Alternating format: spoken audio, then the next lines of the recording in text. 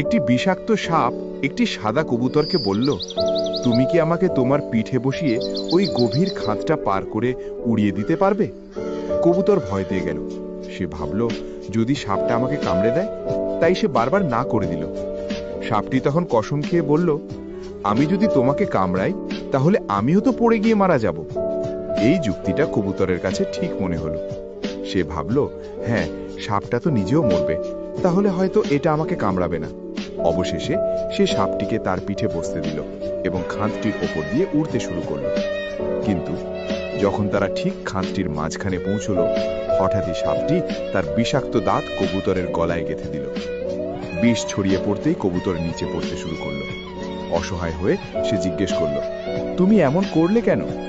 সাপটি ধীরে একরকম নিরুপায় কণ্ঠে বলল, মাফ করো, এটাই আমার স্বভাব। মনোবিজ্ঞানে একে স্বভাব নির্ধারণের নীতি বলা হয়। সাপটি জানত এটা করলে সেও মারা যাবে, তবু সে তার ধ্বংসাত্মক স্বভাবকে থামাতে পারল না। এটা ঠিক তেমনই যেমন আমরা কিছু খারাপ স্বভাবের মানুষকে বদলানোর চেষ্টা করি। আমরা ভাবি আমাদের ভালোবাসা তাদের বদলে দেবে, কিন্তু বাস্তবে আমরাই শুধু তাদের সুযোগ করে দিই আমাদের আঘাত করার। তাই মনে রেখো, কখনোই কোনো সাপকে চুমু খাওয়ার চেষ্টা করো না, আর কোনো খারাপ মানুষকে দয়া করে তাকে বাঁচাতে যেও না, সে যতই মিষ্টি কথা বলুক না কেন।